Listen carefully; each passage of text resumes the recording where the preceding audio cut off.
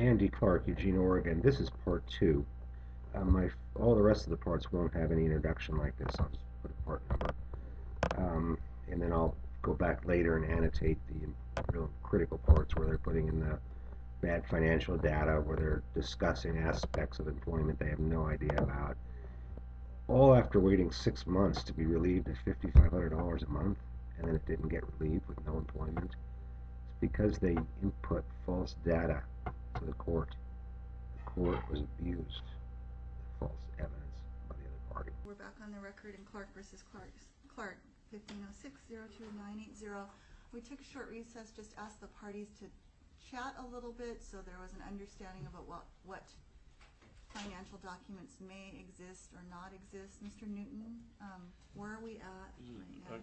I have a couple of potential exhibits, and my discussion with Mr. Clark was whether he would be willing to allow their admissibility, and he says he will not, and that creates a problem. Let him, remember, okay, good. I'm giving you one rule, right? What is it? It's let him do it. I'm sorry. That's okay. I'm trying to give you one. If you can just follow that, then you're not going to get yourself all worked up, and we're going to get through this hearing much quicker. Mr. Newton, please continue. The documents are from Mr. Clark's father, and in order to properly admit them, I would need to have his father here. I think Mr. Clark knows that his father supplied the documents to me, but if he's going to object to them, then we have a problem in not being able to admit this information. And there's a difference of opinion between Mr. Clark and myself about what value this represents to him. It's potentially a very large sum of money that that was a estate planning kind of a stage, which wouldn't have particularly been important, and it potentially is important at this point. Okay, well,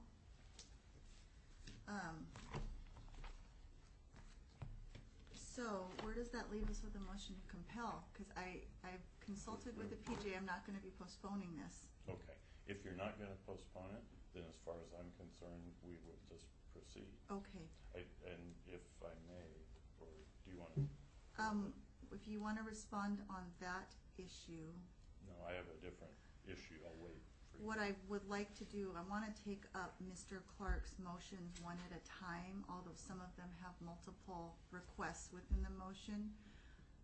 Again, I'd like to address those first so that we can then deal with the matter that we're set to have heard today.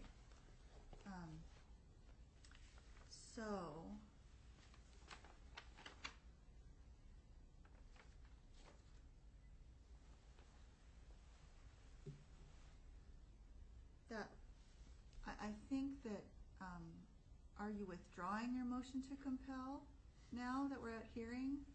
No, I'm not asking you about yours. I think what I need to do, just for the record, is to ask for the hearing to be set over, understanding that you're going to deny that, and for the reason that I've not received the documents in relation to the motion to compel. Okay, and again, I think especially due to the late filing of the motion to compel, and in light of the fact that this matter was set earlier, that motion to postpone is denied. And there's a motion to find Bruce Newton in contempt of court that Mr. Clark has filed. And I don't see any basis in the motion. Let's go through it together, shall we, Your Honor? What else do you have to add other Which than what one I've is read? it? Which one are we looking at? Okay. There's so many of them. Get your motions out. Got them right here. Ah, yes. Motion to deny, motion to compel. Motion to deny expedited hearing. Motion to find Bruce Newton in contempt of court. Yes. Okay, it's relating to the fact that I've got mail from him ordering me to compel. And the only reason for that motion, as I told him, I have no other material. He's already told you that any material he needs he got from my father. I have no job. There's no income. He took the last of my assets in August. I explained him this, and this whole proceeding, the last I knew, was on the motion to compel, which is what he thought earlier too, and it all gets down to him trying to pump more cost fees out of the situation. You notice on each one of his motions, it's always sticking Andy with attorney bill. Okay, well, there's no need to compel anything. If you tell me exactly what you need, I give it to you. What he does is he gives me this recitation of the law, but he's never used any of this material before. So when you have an attorney who sequentially over years asks for material, and then it never actually gets used in the judgment, meaning in the alimony, the spousal support adjustments, all the material I provide doesn't get used. He's asking for it only because the law allows it to be, not the law requires it. He then delays production, and we've even had the motion on the 2009 hearing. He systematically delays. I put this motion in, Your Honor, back in August for relief of a $5,500 a month bill. While unemployed, he managed to throw the child removal into court within 30 days. Okay, so 60 days go by, and then a month ago, while I'm in the middle of this federal thing, that's when I get his motions to compel. It's out and out fee gouging. There's no legal purpose. I've kept him fully apprised of every motion in my life. He even then goes to my 86-year-old dad, who's in the early stages of Alzheimer's, trying to identify potential assets. He's got it all wrong. I don't have money. I don't have cash. My dad gives me this little bit to live on right now. You know, when my father croaks, maybe I'll have money, but then my mother has to croak too, and then it's all in timberland and has to be agreed upon by 3 siblings. But again, he's kept it out, so we're going to have to, I guess, subpoena my dad for all that. Well, sir, let's get back to the contempt. I'm sorry. Sir, I'm denying that motion. I see no basis again, for that. I'll putting you on notice. I'll appeal that denial. Okay, that's why I'm putting him in, because I'm appealing them all. It's an organized contempt over by process. Meaning he, in contempt, puts it in with the sole purpose of generating fee, not resolving a problem. I understand your argument, and your motion is denied. Thank you. Your motion to deny motion to compel is also denied, and your motion to deny expedited hearing is denied as moot. And deny motion to compel is because it's already been denied. I don't understand that one. If you could I'm explain. actually going to grant his motion to compel, but we are going to proceed to trial today. Okay. Next, you have filed a motion to compel production in accordance with ORS Chapter 124, Persons with Disabilities Undue Influence. I have read this motion. How does that relate to this proceeding? It relates to this proceeding because it's part of a systematic destabilization using all the courts. It's called pretexting, using the legal process, also known as legal battery. There's a variety of terms for it depending on what state you're in and depending on whether it's a criminal or civil matter. My allegation is that we have a Fragile X mother who's the mother of 3 Fragile X children. If you research Fragile X, you'll see that there is certain tendencies that have been exhibited. There's been a lot of pretexting. For example, I was told that I did not have contact with children, whereas I did. There's been a lot of incorrect material submitted to courts, a piece at a time that's been allowed. It's now time to look at the whole process and say, okay, you know, we've taken a lot of money from these people. At the hearing with Judge Holland, Amy had no idea how much fees they were billing for the trusts. But you didn't have a hearing with Judge Holland on this case, did you? It's related. It's related. But my question is, you didn't have a hearing? Yes, I've had hearings with Judge But Holland not on this file. Yes, on this file in the past. She was involved in some issue involving the fact that she alleged I didn't have insurance, and that's why I couldn't see a child, and that went on and on and on. Did you file a request for production of the documents, the things that you are seeking in this motion? I've requested them in the past. I don't get anything from them. They just don't give me things. They had Matt Bromley. When did you file your request for production? On this one? On this time, since you filed your order requesting termination of spousal support. I've sent him so many emails saying, look, you guys, she's got trusts. I've turned it over to the DA. I've reported it to the FBI, okay? The district attorney is now involved as of last week because of the fact that it's part of an overall conspiracy to destabilize. How does this have anything to do with your request to terminate spousal support, sir? I don't have any information on her actual income structure, and I've in the past tried to get it and haven't been able to. she's been made to look poor on paper, but she's got significant assets put out in trust that she's able to use. They had the son of the trust attorney living in one of the properties. It's all too suspicious. Again, ma'am, when I'm reporting to the court, it's as a mandatory reporter of potential fraud or irregularity, or as Chapter 124 is very clear, if there's any sign of undue influence, it needs to be investigated. It needs to be looked at. We don't say, well, okay, you know, Andy, you seem a little bit enraged. You're obviously the opposing party. We need to say, well, no, there's 3 Fragile X children, a mother who exhibits Fragile X symptoms in terms of the emotional instability that Bruce Newton would have to testify when I get him up to the stand eventually. And so you see, it's been from day one, $5,500 a month that I'm supposed to pay to her, and I don't have it. I don't have it. I was making $250,000 in mortgages. Within a year, it was gone. I've had to liquidate virtually every asset. It's because he's had past allegations. In '96, he was sanctioned by the bar for other fraudulent activities, so it does relate. It relates. Okay, I'm going to hear from Mr. Newton. And again, I'm going to hear from Mr. Newton now. Okay. Sir, how do you respond to this motion? This doesn't have any connection to what the issue that we're here today on. For instance, Mr. Clark has long been under a misapprehension about Matt Bromley living in one of a residence. No drama, Mr. Sorry, Clark. I've got the affidavit from him over on this side over here. If you are going to not follow the rules, we're going to have a problem. And I think that you don't, sir. I expect everyone in my courtroom, you, other folks, I have lots of people come in here who have no attorney. And the process can be challenging. But what I expect people to be able to do is not interrupt one another. So with that, please be very cautious. Mr. Newton, please continue. Okay. Some of the issues that Mr. Clark seems to be puzzled about, Ms. Clark can testify to, just in terms of that she set up a special needs trust for the disadvantaged children, and the special needs trust is the owner of a residence where two or 3, I'm not sure, but at least 2 of the disadvantaged children reside, and it's in the trust. And Matt Bromley was hired in essence to live on the property as a caregiver for the children. So there's nothing conspiratorial about any of this, and it doesn't have any bearing on the case. Okay.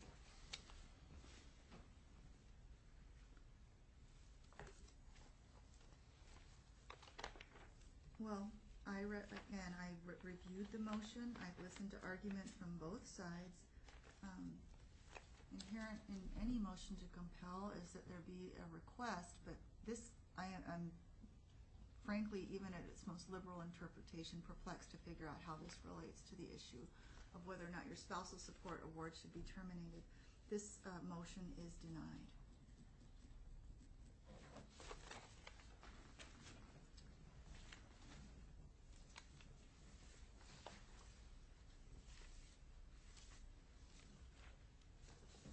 Okay, the next motion I have is the motion, Mr. Clark's motion to terminate the marital settlement agreement. Mr. Clark, I reviewed it. Now's your chance to tell me about it. What would you like me to know, sir? Okay, real simple. We were married a long time, 20 years. 3 months after separation, his office crafted a marital settlement agreement. I did not have attorney. I was making good money. I didn't even talk to an attorney. I went right into his office and signed it because I was under the impression that's what I had to do, just what they told me I had to do. I even went to his office and would sit and talk to him all about it because that's how I thought it was supposed to be. Well, at that time it was $7,000 of cash a month, which was pretty much all the cash I had. The income in the mortgage business after that went to nothing. It just declined to nothing. It just went away. It's well known what happened in the mortgage industry. What he would do over and over with this marital settlement agreement is anything involving the children and seeing them was made complex, just to see Amelia for an hour. She took it to court because she claimed I didn't have insurance on my car, and the record will reflect that the judge said you got to let him see it. You see the child. So in other words, just to see my children, which was in the decree, I had to go through that type of trouble. I would do things like try to bring in some home canned jellies that I made, or tomato juice. She turned that over to her attorney, who wrote a letter, saying don't. In other words, so on that side of it, it was total estrangement, meaning I couldn't see my own children. And if I wanted to see them for an hour, it had to be this thing they went through the court. It made me feel very much like a criminal, and it was very much uncomfortable for the children involved. And so I had to, as a man doing the right thing, back off. Okay, I understand. You back off, and then it's used later to remove guardian. I mean, it seems in conflict. On the money side, it was relentless. Year after year, and I'd love to go through it, because it's in that big file there. I've always been there, right here. You guys, I have this one job. I don't have any other income. I don't have massive assets stocked away that are undue. The retirement fund has her name as survivor. Even my bank account has her name as survivor. My bank account, the checking account, they took the $20,000 out of. The problem's been $5,500 is an enormous mental pressure to know you have to come up with every month. It's a lot. I think we can agree it's an extraordinary amount of cash. Now, whenever I put in for a modification, I'd have to be current, and so I'd have to liquidate another asset. Right now, I have a tax bill at home for $20,000 that I have to fight for liquidating a $50,000 asset to pay him or pay them off the last time. Do you see the cycle? Because the income's not there. Now, what they've done is each time I try for modification, it's produce all this paper, and I produce it all. And then it's go to my dad, get all that, okay? And it's then go down to this court reporter and do this big song and dance there, okay? And each time, last time I had an attorney, he asked for all this stuff. He asked for copies of the trust documents. He asked for reasons about the house material. He asked for quite a bit. It should be in the file. We didn't get almost any of it. Almost none. She kept delaying and delaying it. Finally, he had to put in a motion as my clock's ticking away for $5,500 a month. He puts in a motion to finally compel you guys, you got to give us something. So when it comes back at me again, when I have no job and I'm in federal process, you can see it puts a little bit of different edge on it. It's because I have nothing to give. Yet now he goes around to my various family members, an 86-year-old Alzheimer's patient, and shakes them down too. It just seems unconscionable. All the while, I have no idea. So it's that reason, it's all of these reasons that you want to just set aside the agreement that you entered into? Yeah, again, I have nothing. I have a house to live in, but she has a house to live in. I don't know the nature of the trusts. All I know is there was a guardianship removed in a different case for no reason. There was no reason given. Okay, there was no reason given. Long story, and I realize, Your Honor, that it is not in this another story. But it's been a financial problem for me. Now, the strangest was the life insurance, and this is the strangest thing. I have to report this to you. I'm reporting to you, Your Honor. Life insurance, $5,500 a month I'm trying to pay. The life insurance lapses. They tell me I have to get new reevaluation. And I understand that's already been litigated. Like No, ma'am, it you've hasn't already been to court on that issue. No, it's going to be appealed, and so we can't Well, do but anything that here doesn't until we matter. get the appeal done. Sir, I'm going to appeal all of these things, and so we really need to get through some of the appeals. Anything but that's been in the it's last... not that the ruling of the court still stands, and you already had a hearing on that issue. No, I didn't have a hearing. He manipulated it so I never got a hearing. It was a default that I never got a letter on. That has not been heard. I've sent letters to the judges. They have not responded to my letters. Saying, you guys, July 8th, I wasn't... It seems he sent the material to my ex-attorney in Portland, and it never made it to me. He knew I didn't have an attorney. They sent it apparently to Portland. That's what nearest I can tell. I never had it heard. There was no delivery. What's the basis right now, sir? I'm It's listening. because he's Are you going to listen? Yes, ma'am. Okay, you're really having a problem with this. It's because I'm emotional about what he's done to me over the years, ma'am. Well, sir, I need I'm you stripped to bare. keep it in check. I understand you're emotional. I'm If trying they to have give, money, I don't. well, I'm trying to hear your motions, okay? And so what I'm still trying to sort through is, other than the fact that you don't have a job anymore, why is it that you believe you can terminate your marital Okay, let's go settlement through it. agreement? The children are no longer children. They're adults now. They are no longer under any of my control. I did have partial guardianship. It's gone. There's no connection. There's no legal basis. There's not one material fact of that marital settlement agreement, of that contract, not one of the basis that's even close to what it was. If this were a business coming in trying to litigate a contract, you'd say, well, it's all business is all changed. You're no longer doing this, and you know these customers, these kids or whatever, they're not yours. You know, there's not one aspect of that any longer that's true. The kids aren't mine. They're adults.